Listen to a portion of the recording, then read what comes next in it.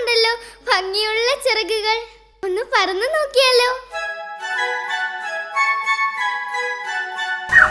അയ്യോ അമ്മേ, അയ്യോ.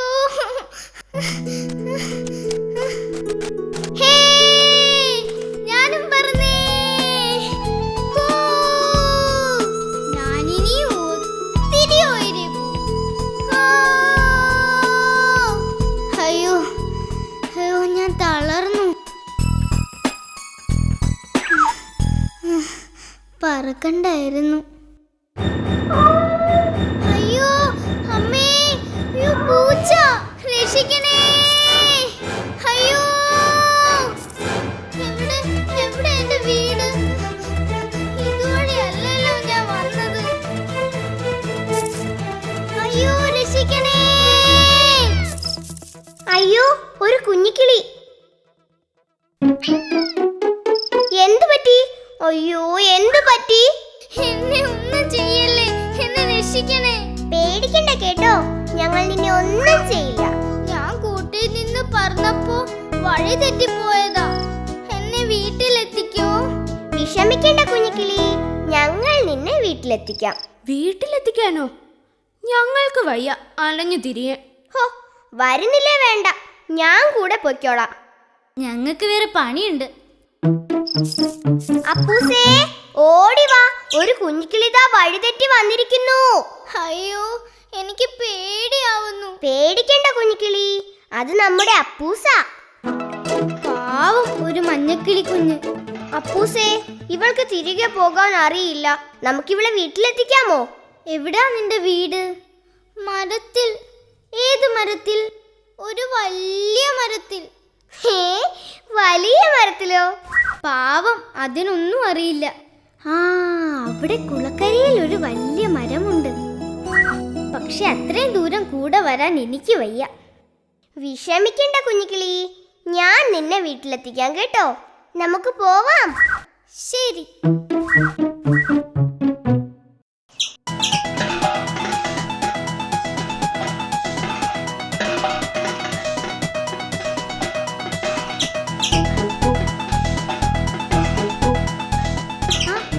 മഞ്ഞക്കിളി, മഞ്ഞക്കിളി, മഞ്ഞക്കിളി.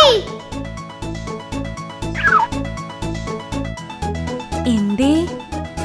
നിന്റെയാണോ ഒരു കുഞ്ഞിക്കിളി? അവള് പറന്ന് പറന്ന് താഴെ വീണു. ഇപ്പൊ കാത്തൂന്റെ കൂടെ ഉണ്ട്. എടാ മണ്ട, അവൾ പറക്കാറായിട്ടില്ല. അത് വേറെ ഏതെങ്കിലും കുഞ്ഞിക്കിളിയാവും.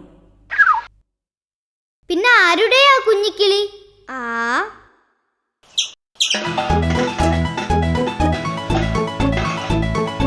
അയ്യോ,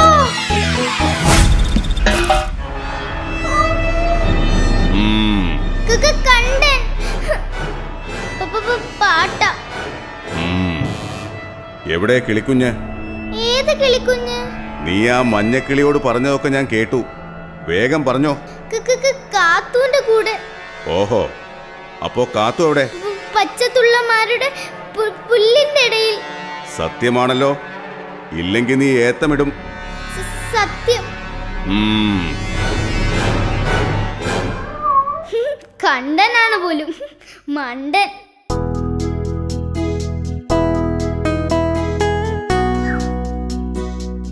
ഏതാ ഞാറമരം? എനിക്കറിയില്ല. ആരോട് ചോദിക്കാൻ? എവിടെ ഇരിക്കാം? ആരെയും കാണുന്നില്ലല്ലോ. നീ ആ മഞ്ഞക്കിളിയുടെ കുഞ്ഞല്ലേ? എവിടെ ആയിരുന്നു നീ? ഞാൻ പറന്ന് പറന്ന് വഴി തെറ്റിപ്പോയി. ഈ കതു ചേച്ചിയാ എന്നെ രക്ഷിച്ചേ. ഇവിടെ നിന്നോ, ഞാൻ പോയി നിന്റെ അമ്മയെ കൂട്ടിക്കൊണ്ടുവരാം. ആശ്വാസമായി. കാത്തു, വാ ഇവിടെ. ഇവിടെ വരാൻ. അമ്മേ, ഞാൻ ഈ കുഞ്ഞിക്കിളിയെ കൊണ്ടാക്കാൻ വന്നതാ. കുഞ്ഞിക്കിളിയോ? മതി മതി, നിന്നെ കാരണം എനിക്ക് എന്നും തലവേദന തന്നെയാ. എന്നെ വഴക്ക് പറയല്ലേ അമ്മേ. എനിക്ക് വേദനിക്കും. എന്നെ വിടമ്മേ, ഞാൻ വന്നോളാം. അവളെ വിടൂ പൂച്ചയമ്മേ. വഴിതെറ്റിപ്പോയ കുഞ്ഞിക്കിളിയെ കാത്തു വീട്ടിലെത്തിക്കുകയല്ലേ ചെയ്തത്? അമ്മേ, ഞാൻ പറഞ്ഞു അമ്മേ. ഇല്ലാത്ത സമയത്ത് എന്തിനാ നീ പറക്കാൻ നോക്കിയത്? കുഞ്ഞിക്കിളി, കാത്തു ചേച്ചി, ഇതാണ് എന്റെ അമ്മ. കാത്തു വലിയ കാര്യമാ ചെയ്തത്. വലിയ മനസ്സുള്ള കുട്ടിയാ അവൾ. വളരെ നന്ദി കാത്തു. എനിക്കെന്റെ കുഞ്ഞിനെ തിരിച്ചു കിട്ടി. ഇനിയും കാണാം. മിടുക്കി കുട്ടി. ഉമ്മ. 57, 58, 59, 60.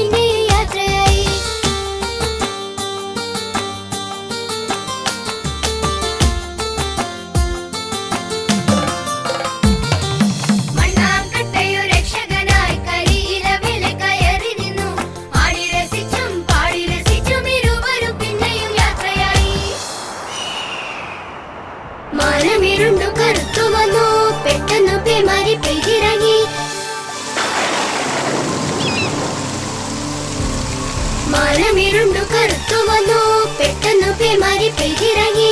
കരിയില പെട്ടെന്നു രക്ഷകനായി, പിന്നെ ഇരുവരും യാത്രയായി. കരിയില പെട്ടെന്നു രക്ഷകനായി, പിന്നെ ഇരുവരും യാത്രയായി.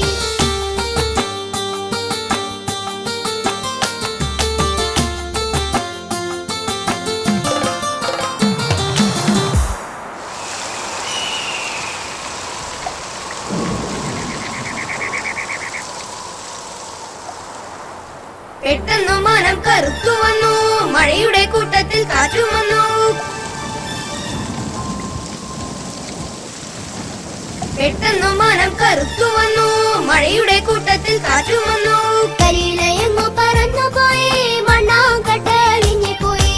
കരിയിലയങ്ങു പറന്നു പോയി, മണ്ണാങ്കട്ട അലിഞ്ഞു പോയി. കരിയിലയങ്ങു പറന്നു പോയി, മണ്ണാങ്കട്ട അലിഞ്ഞു പോയി.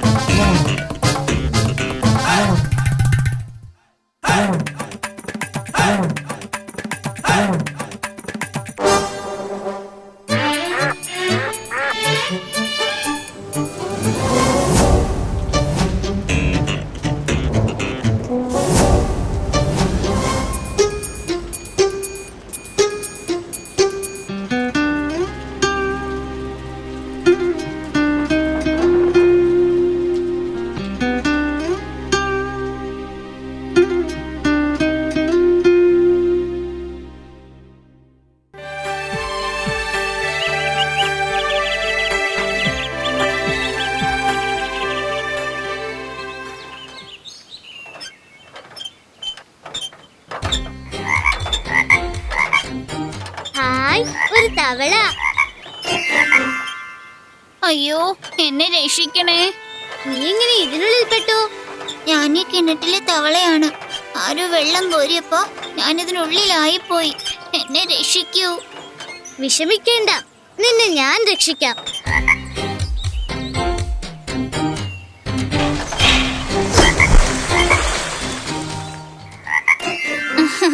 വളരെ ഉപകാരം. എന്റെ ജീവൻ നീ രക്ഷിച്ചു. നീ എന്റെ കൂടെ വരുന്നോ? നിനക്ക് ഞാൻ എന്റെ കൂട്ടുകാരെ ഒക്കെ കാട്ടിത്തരാം.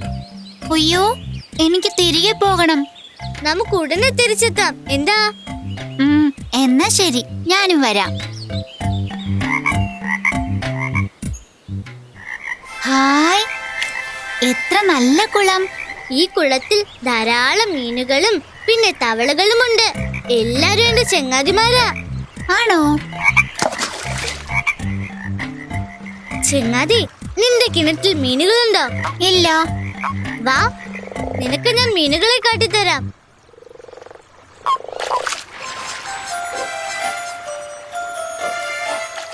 ഓടിവാ, ഓടിവാ. അയ്യേ, ഇവ മീനുകളല്ല, വാൽമാക്രികളാണ്.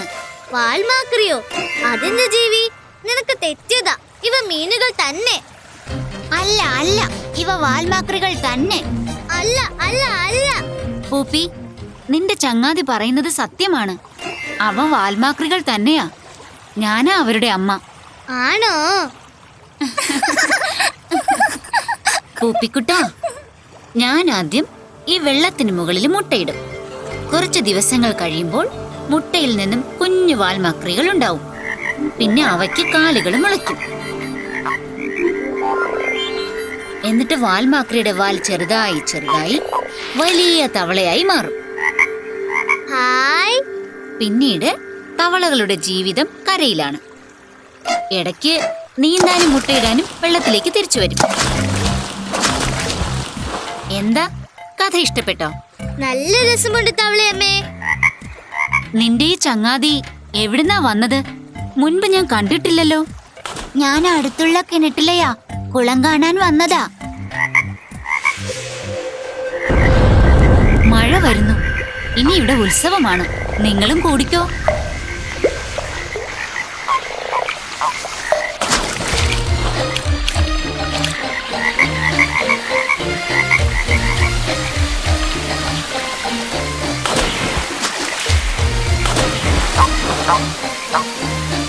ഹായ്, എന്ത് രസം. എനിക്ക് അവരോടൊപ്പം കളിക്കാൻ തോന്നുന്നു. ഏയ്, ഞങ്ങളോടൊപ്പം കൂടുന്നോ?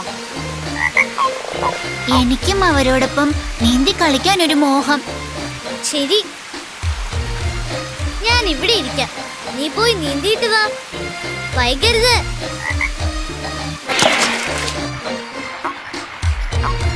ഹായ്, എന്ത് രസം. എന്റെ പൊട്ടക്കിണറ്റിൽ ഇതൊന്നും ഇല്ല. എന്റെ ചങ്ങാതി അവിടെ തന്നെ ഇരിപ്പുണ്ട്. ഞാൻ ഇപ്പൊ വരാം.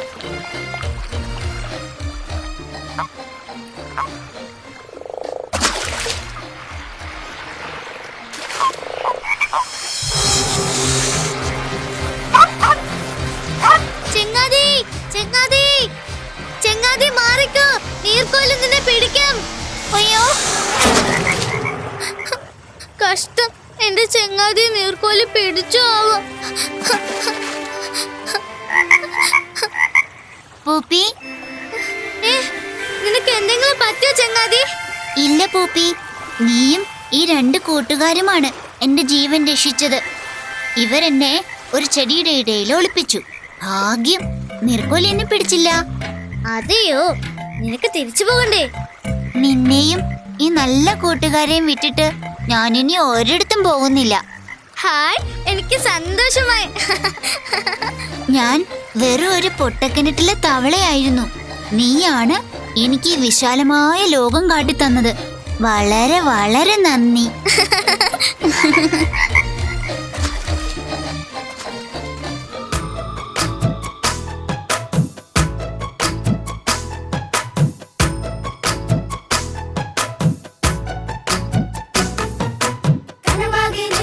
കാത്തു കളിയാടാനണയൂ വേഗം കുളിരായി നിറയൂ കാത്തു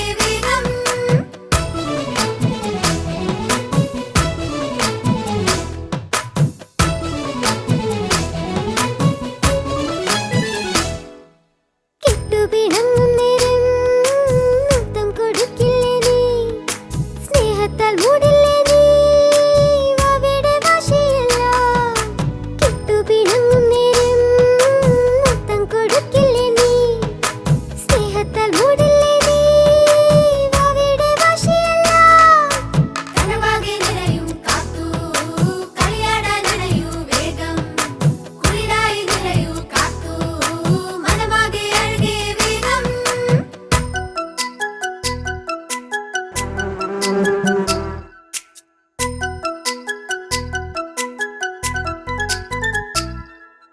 അപ്പന് ചങ്കാണ് നീ പിരിയാത്ത കൂട്ടാണ് നീ ഉള്ളിൽ തുളുമ്പും ഇഷ്ടം പൂന്തേൻ മധുരമല്ലേ അപ്പന് ചങ്കാണ് നീ പിരിയാത്ത കൂട്ടാണ് നീ ഉള്ളിൽ തുളുമ്പും ഇഷ്ടം പൂന്തേൻ മധുരമല്ലേ കനവാകെ നിറയും കാത്തു കളിയാടാൻ നിറയൂ വേഗം കുളിരായി നിറയൂ കാത്തു മനമാകെ അഴകേ വേഗം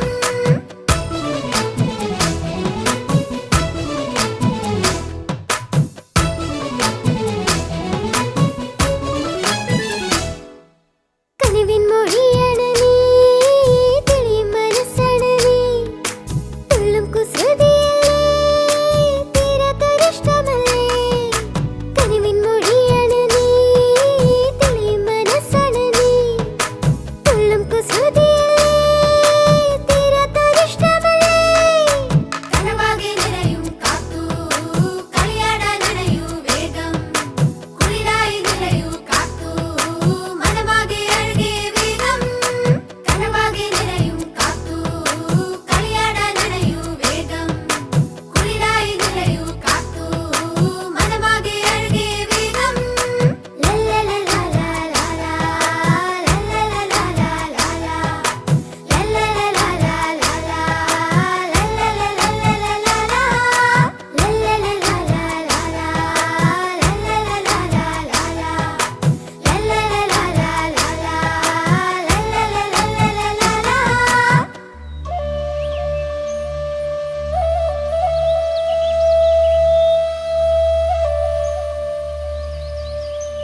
വെള്ളരിക്ക പട്ടണത്തിൽ ഒരിടത്ത് ചിത്രാംഗതൻ എന്നൊരു നെയ്ത്തുകാരനും കുടുംബവും താമസിച്ചിരുന്നു.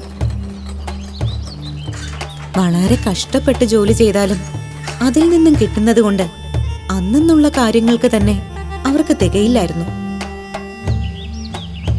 വേനലിലും ക്ഷാമത്തിലും ജനങ്ങൾ വല്ലാതെ പൊറുതിമുട്ടി.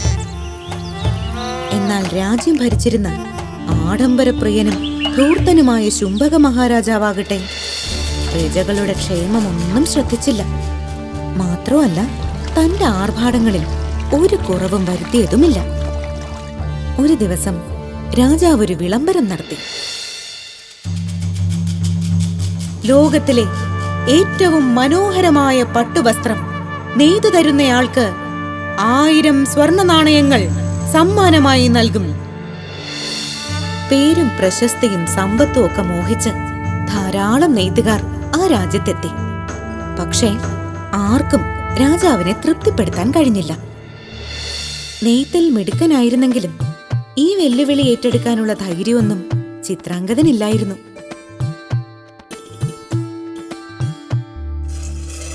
എന്നാൽ ജീവിതത്തിലെ കഷ്ടപ്പാടുകൾ കൂടിക്കൂടി വന്നപ്പോൾ അയാൾ ഒരു തീരുമാനത്തിലെത്തി.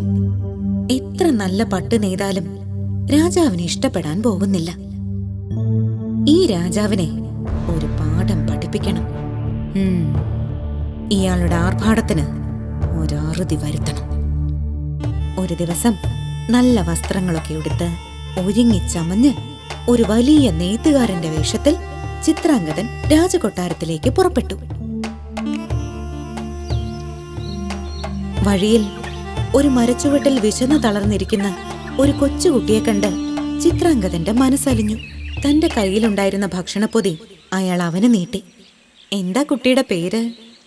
വീരു. മടിച്ചാണെങ്കിലും അവനത് വാങ്ങി. പിന്നീട് ഒന്നും മിണ്ടാതെ എങ്ങോട്ടോ ഓടിമറഞ്ഞു. കൊട്ടാരത്തിലെത്തിയ ചിത്രാംഗതൻ മന്ത്രിയെ മുഖം കാണിച്ചു. ഞാൻ ചിത്രാംഗതൻ, അയൽ രാജ്യത്തെ ഏറ്റവും വലിയ നെയ്ത്തുകാരനാണ്. വളരെ വിശേഷപ്പെട്ട ഒരു പട്ടുചേലയാണ് ഞാനും എന്റെ നെയ്ത്തുകാരും മഹാരാജാവിന് വേണ്ടി നെയ്യുന്നത്. ഏകദേശം 100ഓളം നെയ്ത്തുകാരുണ്ട്. വസ്ത്രം നെയ്യാൻ തുടങ്ങിയിട്ട് തന്നെ മാസം 3 അത്രയ്ക്കും വിശേഷപ്പെട്ട പട്ടുചേലയോ? മഹാരാജാവിനെ വിവരമറിയിക്കുന്നതിന് മുൻപ് എനിക്ക് ആ പട്ട് നേരിട്ടൊന്ന് കാണണം. അതിനെന്താ പ്രഭു, ഇപ്പോൾ തന്നെ കാണാമല്ലോ. ചിത്രാംഗതൻ മന്ത്രിയെയും കൂട്ടി താൻ ഇതിനു വേണ്ടി ഒരുക്കിയിരിക്കുന്ന നെയ്ത്തുശാലയിലെത്തി. വന്നാലും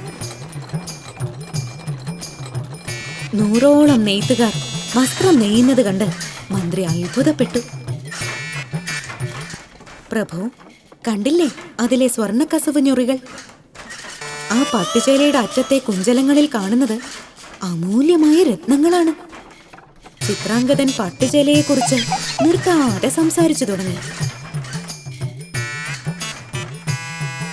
ഈ പട്ടുചേലയുടെ ഏറ്റവും വലിയ പ്രത്യേകത ഇതിലെ കസവോ രത്നങ്ങളോ ഒന്നുമല്ല. ബുദ്ധിയുള്ളവർക്ക് മാത്രമേ ഈ പട്ടുചേല കാണാൻ പറ്റൂ. ബുദ്ധിയില്ലാത്തവരുടെ കാഴ്ചയിൽ നിന്നും ഇത് മറഞ്ഞിരിക്കും. ചിത്രാംഗത, ഇതിലെ രത്നങ്ങളുടെ പ്രഭ കണ്ട് എന്റെ കണ്ണ് മഞ്ഞളിക്കുന്നു. നിങ്ങൾക്ക് 1000 10,000 സ്വർണ്ണ നാണയങ്ങൾ തരാൻ നാം മഹാരാജാവിനോട് പറയും. ഇത്രയും വിശേഷപ്പെട്ട ചേലയോ? അതേ പ്രഭു. മാത്രമല്ല ബുദ്ധിയുള്ളവർക്കേ അത് കാണാനും പറ്റൂ. അതേതായാലും നന്നായി. നമ്മുടെ രാജ്യത്ത് എത്ര ബുദ്ധിമാന്മാരുണ്ടെന്ന് ചേലയുടുത്താൽ അറിയാൻ കഴിയുമല്ലോ. ഏതായാലും ചേല മുഴുവനായി പോയി കാണാമല്ലേ? അങ്ങയുടെ ഇഷ്ടം പോലെ. പക്ഷേ പട്ടുചേലയെ കുറിച്ച് ഓർത്ത് രാജാവിന് ഇരു കുറയ്ക്കാൻ വയ്യാതെയായി. പരിവാരങ്ങളെയും കൂട്ടി രാജാവ് പട്ടുചേല നെയ്യുന്നത് കാണാൻ നേരിട്ടെത്തി. പട്ടുചേല എവിടെ? രാജാവ് സൂക്ഷിച്ചു നോക്കി.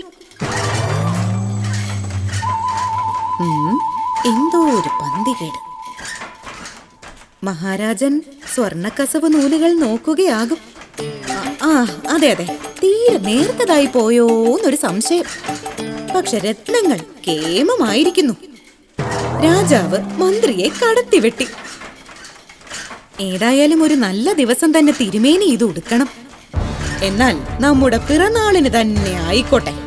രാജവീതിയിലൂടെ ഒരു ഘോഷയാത്രയും ആകാം. എന്താ? അങ്ങനെ രാജാവിന്റെ പിറന്നാൾ ദിനമായി. ചിത്രാംഗതനും നെയ്ത്തുകാരും മണിക്കൂറുകളെടുത്ത് രാജാവിനെ പട്ടുചേല ഉടുപ്പിച്ചു. മന്ത്രിയും പരിവാരങ്ങളും സ്തുതിപാഠകരും രാജാവിന്റെ പുതുവസ്ത്രത്തെ വാഴ്ത്തിപ്പാടി. പ്രശംസയിൽ മതിമറന്ന രാജാവ് ചിത്രാംഗതന് സമ്മാനമായി 10,000 സ്വർണ്ണ നാണയങ്ങളും നൽകി.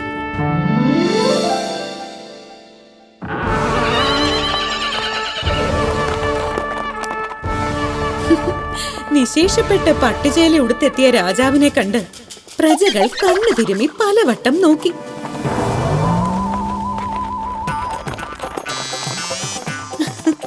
പക്ഷെ ബുദ്ധിയില്ലെന്ന് സമ്മതിക്കാൻ ആരും തയ്യാറായില്ല. രാജാവിന്റെ പട്ടുചേലയെ അവർ വാനോളം പുകഴ്ത്തി. അങ്ങനെ പ്രശംസകൾ ഏറ്റുവാങ്ങി ഘോഷയാത്ര നീങ്ങിയപ്പോൾ ഒരു കൊച്ചുകുട്ടി വിളിച്ചു കൂവി, രാജാവ് തുണി ഉടുത്തിട്ടില്ലേ? ജനങ്ങൾ അമ്പരന്നു. ആ കൊച്ചുകുട്ടി മറ്റാരുമല്ല, വീരുവായിരുന്നു. രാജാവ് തുണി ഉടുത്തിട്ടില്ലേ? വീരു വീണ്ടും വിളിച്ചു കൂവി. ജനങ്ങൾ അടക്കം പറഞ്ഞു, രാജാവ് തുണി ഉടുത്തിട്ടില്ല. രാജാവ് നഗ്നനാണ്. രാജാവ് തുണി ഉടുത്തിട്ടില്ലേ? ജനങ്ങൾ ഏറ്റുവിളിച്ചു.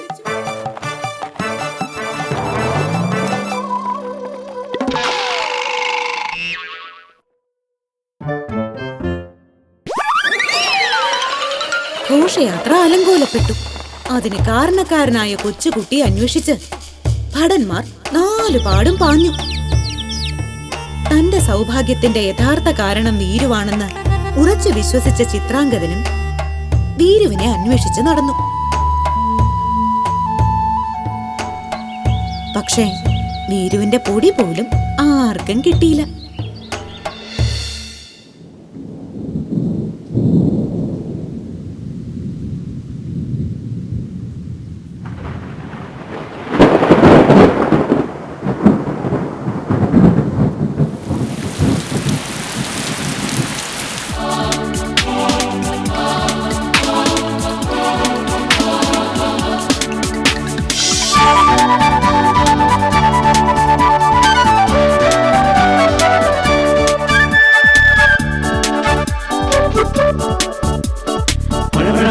പെയ്യുന്നു പല പല താളം കേൾക്കുന്നു മഴ മഴ മഴ മഴ പെയ്യുന്നു മലയുടെ മുകളിൽ പെയ്യുന്നു മഴ മഴ മഴ മഴ പെയ്യുന്നു മഴയിൽ പുഴയിൽ നിറയുന്നു മഴ മഴ മഴ മഴ മഴ മഴ മഴ മഴ തവള ചാടി രസിക്കുന്നു മഴ മഴ മഴ മഴ പെയ്യുന്നു മഴയിൽ പുഴയിൽ നിറയുന്നു മഴ മഴ മഴ മഴ മഴ മഴ മഴ മഴ തവള ചാടി രസിക്കുന്നു.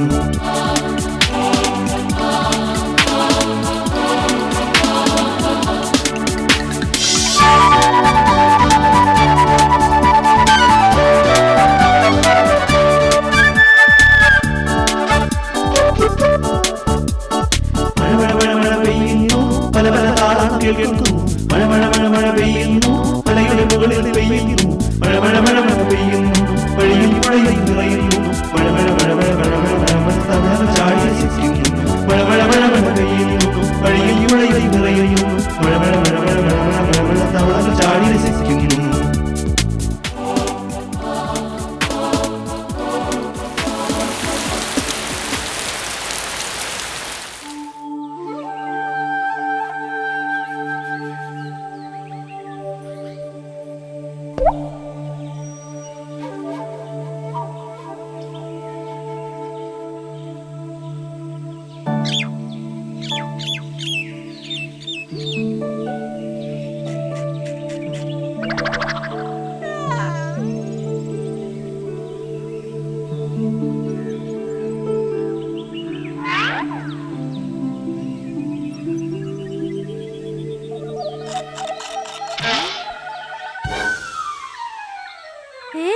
ആരാ ഈ ചവറൊക്കെ ഇവിടെ ഇട്ടത്?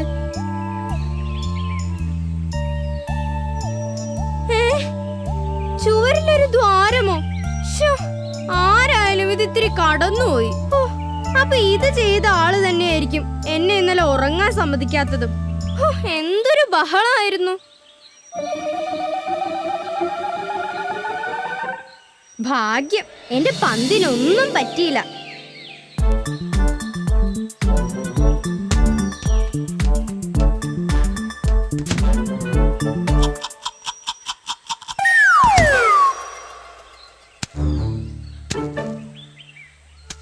ഈ ശബ്ദം തന്നെയാ ഇന്നലെ രാത്രിയിലും കേട്ടത്.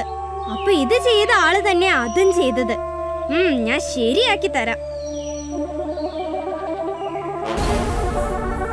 എന്റെ പന്ത് ആരാ എന്റെ പന്തെടുത്തേ? ആ പന്തിനെ കേടാക്കരുത്.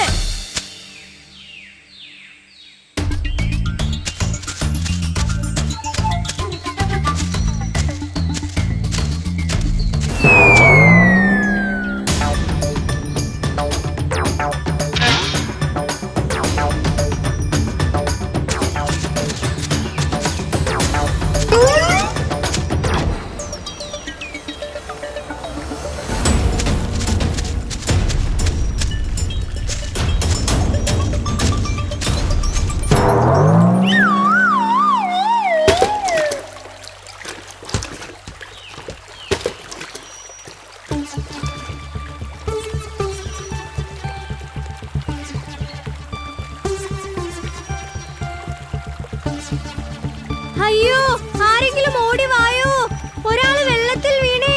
അയ്യോ, രക്ഷിക്കണേ.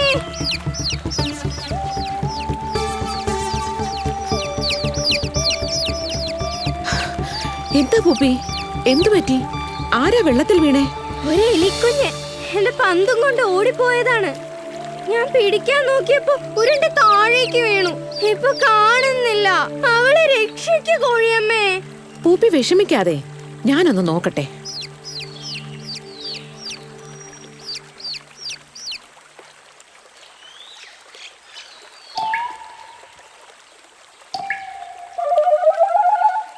ആ, എലിക്കുഞ്ഞാണോ? എന്നാൽ സാരമില്ല. അതിന് നന്നായി നീന്താൻ അറിയുന്നതല്ലേ. ഒത്തിരി നേരം വെള്ളത്തിനടിയിൽ കഴിയാനും അറിയാം. പൂപ്പി പേടിക്കണ്ടാട്ടോ, അതിങ്ങ് പോന്നോളും. ആണോ? അവൾ അത്രയ്ക്ക് വലിയ നീന്തൽക്കാരിയാണോ? ഞാൻ ശരിക്കും പേടിച്ചു പോയി. എന്നാലും അവൾ എന്റെ പന്ത് എന്തിനാ എടുത്തോണ്ട് പോയേ? കരണ്ട് നശിപ്പിക്കാനായിരിക്കും. അയ്യോ, അതെന്തിനാ? അതേ, എലികളുടെ പല്ലുകൾക്ക് ഒരു കുഴപ്പമുണ്ട്. അതെപ്പോഴും വളർന്നുകൊണ്ടേയിരിക്കും. അപ്പൊ പിന്നെ എന്ത് ചെയ്യും? അവരെപ്പോഴും എന്തെങ്കിലുമൊക്കെ കരണ്ടുകൊണ്ടിരിക്കും. അങ്ങനെ കരളാതിരുന്നാൽ അത് താഴേക്ക് വളർന്നു വന്ന് പിന്നെ ഒന്നും കഴിക്കാൻ പോലും പറ്റാതെയാകും. ഓ അങ്ങനെയാണോ? എന്നാൽ അവൾക്ക് കരണ്ട് മുറിക്കാൻ ഇനി ഞാൻ വേറെ എന്തെങ്കിലും കൊടുക്കാം. ഇപ്പൊ പന്തും കാണുന്നില്ലല്ലോ. അത് ഒഴുകിപ്പോയി കാണും. ഏതായാലും എലിക്കുഞ്ഞിങ്ങ് വരട്ടെ, അവൻ കണ്ടോന്ന് ചോദിക്കാം. അതാ പന്ത്. കോഴിയമ്മേ കണ്ടോ? എന്റെ പന്ത് ദോ അവിടെ.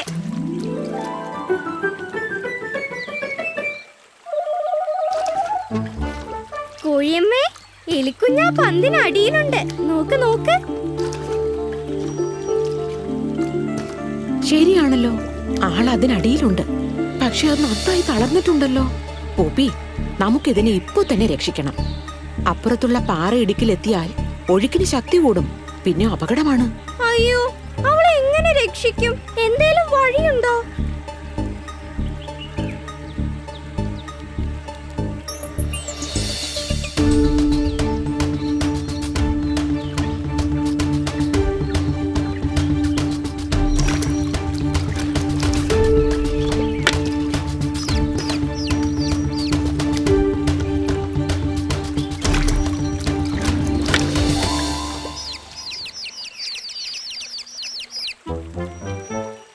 നീ എന്താ ചെയ്യുന്നേ? എളുപ്പം കരയിലേക്ക് കേറ്.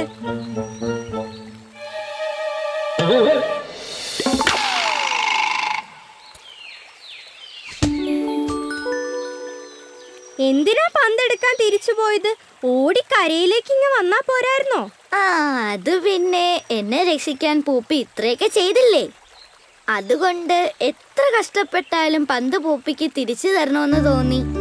ഹോ, എന്തായാലും ആശ്വാസമായി. നിനക്ക് ആപത്തൊന്നും വന്നില്ലല്ലോ. പന്ത് വേണമെങ്കിൽ എന്നോട് ചോദിച്ചാ പോരായിരുന്നോ?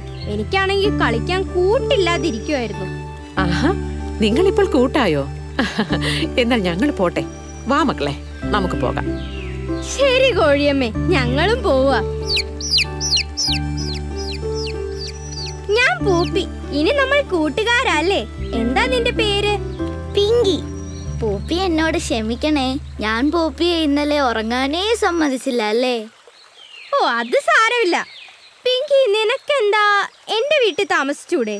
അവിടെ തട്ടിൻപുറത്ത് ഒത്തിരി സ്ഥലമുണ്ടല്ലോ. ശരിക്കും? ശരി പൂപ്പി, എന്നാൽ പൂപ്പിയുടെ ഇഷ്ടം പോലെ. ഇനി പൂപ്പിയെ വിട്ട് ഞാൻ എങ്ങോട്ടും പോകില്ല. ആ ശരി ശരി. ഒന്ന് ചോദിക്കട്ടെ, ഈ പന്തും കരണ്ട് മുറിക്കാനാണോ പിങ്കി കൊണ്ടുപോയത്? പൂപ്പി കണ്ടില്ലായിരുന്നെങ്കിൽ ഈ പന്തും ഞാൻ കരണ്ട് മുറിച്ചേനെ.